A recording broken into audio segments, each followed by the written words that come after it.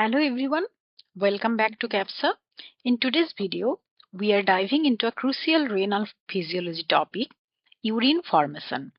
This lecture will walk you through how our kidneys filter blood, reabsorb essential substances, secrete waste materials, and ultimately form urine.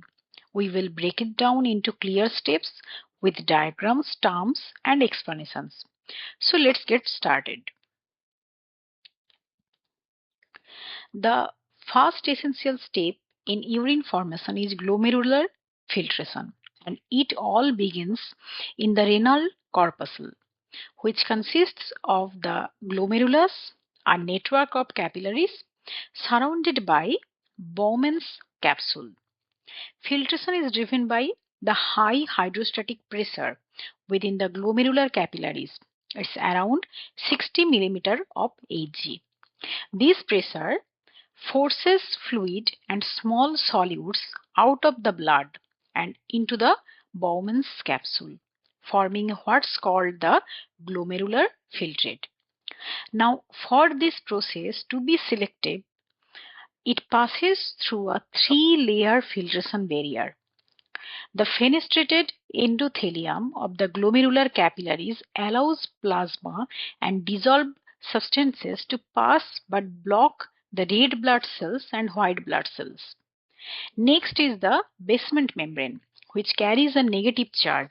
This electrostatic feature helps repel negatively charged plasma proteins, preventing their loss.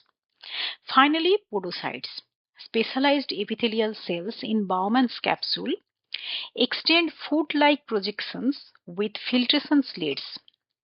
These slits form the final sieve, blocking medium to large molecules and allowing only small solutes and water to pass. The result is the formation of about 180 liters of fluid or filtrate per day, containing water, glucose, amino acids, urea, sodium, and other small molecules, but no blood cells or plasma proteins, assuming normal kidney function. This filtrate will now undergo reabsorption and secretion as it flows through the nephron, ultimately forming the urine. So after glomerular filtration, the next major step in the urine formation is tubular reabsorption. This is the process where the body reclaims essential substances from the filtrate, moving them from the renal tubule back into the bloodstream through the peritubular capillaries. Let's walk through the major sites of reabsorption.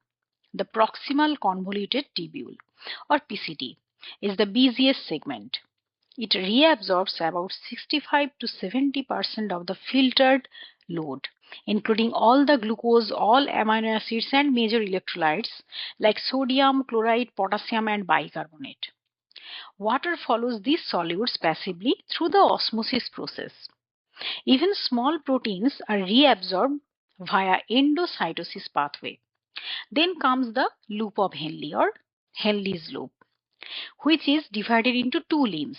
The descending limb, which is permeable to water but not solutes, so water gets reabsorbed into the hyperosmotic medulla. The ascending limb, in contrast, is impermeable to water, but it actively reabsorbs sodium, calcium, sodium, potassium, chlorine ion. This creates the concentration gradient in the medulla, which is crucial for concentrating urine later. Now, the distal convoluted tubule, or DCT, handles more sodium and chloride reabsorption, and it's also influenced by parathyroid hormone, or PTH, to reabsorb the calcium ions. Finally, the collecting duct adjusts water reabsorption based on the body's need.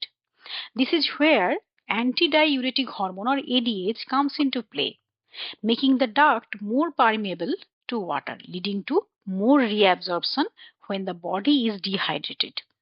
The collecting duct also reabsorbs urea, which helps maintain the medullary concentration gradient. Different mechanisms are used. Active transport like sodium, potassium pumps, and sodium glucose co-transporters, passive diffusion especially for water and urea, and of course hormonal regulation, which ensures reabsorption adapts to the body's moment to moment needs. Without this step, we could lose essential nutrients and water in urine. So tubular reabsorption is crucial for homeostasis. Now that we have filtered the blood and reabsorbed the essential substances, the final step in the urine formation is tubular secretion, a highly specialized process, selective process that fine tunes the filtrate before it comes into urine or it becomes the urine. In this step, certain substances are actively transported from the peritubular capillaries into the tubular lumen. This allows the kidneys to eliminate waste products that may not have been filtered earlier, maintain proper acid-base balance, regulate electrolyte levels, and especially potassium. So let's talk about what gets secreted. Hydrogen ions are secreted to regulate the blood pH. This is the part of how the kidneys maintains the body's acid-base status. Potassium ions are also secreted, especially in the distal nephron under the control of aldosterone. This is important for electrolyte and cardiac balance. Ammonium NH4 plus ion is secreted in exchange of hydrogen plus or H plus and helps in buffering. Waste products like creatinine, a byproduct of muscle metabolism, and various drugs and toxins, including penicillin, morphine, aspirin, are also secreted into the tubules for elimination. Tubular secretion occurs mainly in the proximal convoluted tubule or PCT and DCT, also distal convoluted tubule, and the collecting duct or CT.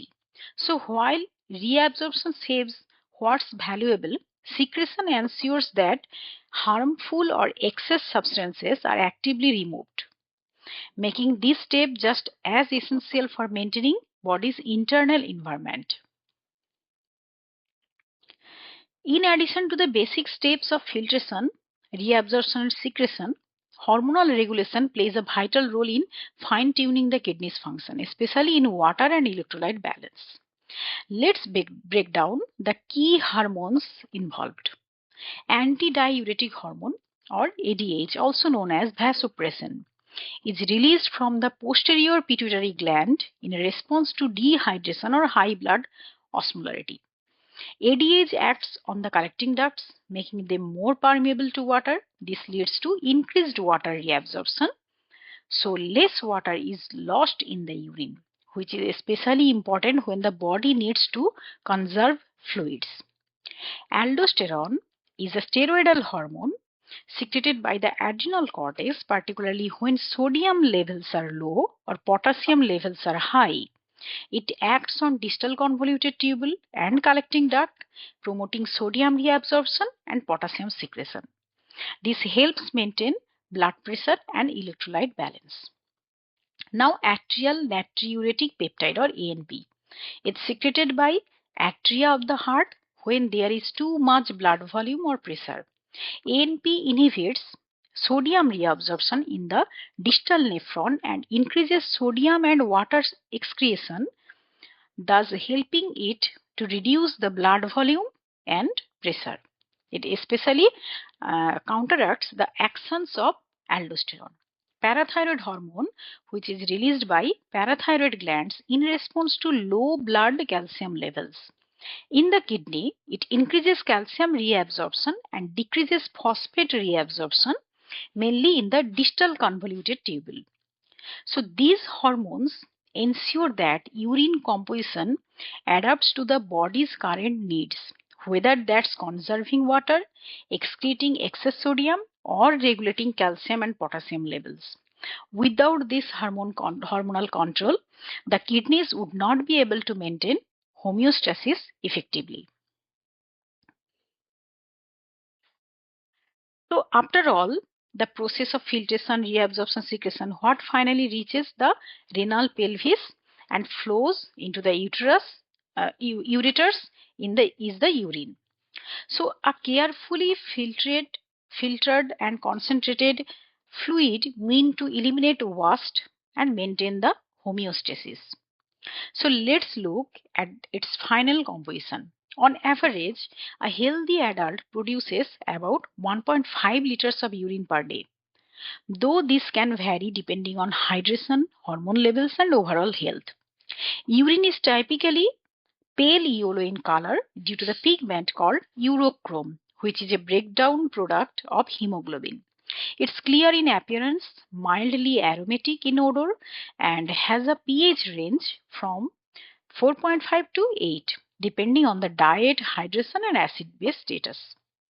Chemically, urine is composed of about 95% of water. The remaining 5% contains waste products and solutes, including urea, which is the primary nitrogenous waste from the protein metabolism, creatinine, a waste product from muscular activity or muscle activity, uric acid from the metabolism of nucleic acids, and various electrolytes like sodium, potassium, chloride, calcium, and bicarbonate. You will also find ammonia, which plays a role in buffering hydrogen ions and maintaining pH balance. Urine may also contain trace amounts of drugs, toxins, and other exogenous substances which filtered by the kidneys. However, if certain substances appear in urine like glucose, proteins, blood, or ketones, it may indicate an underlying problem such as diabetes mellitus, kidney damage, infection, or metabolic disorders. These are called abnormal constituents, and their presence is clinically significant. So, in summary, the final composition of urine reflects not only the efficiency of kidney function but also gives important clues about a person's health status. Let's quickly recap the most important points about urine formation. It all begins with glomerular filtration, where plasma is filtered under pressure in the renal corpuscles, forming a large volume of filtrate about 180 liters per day.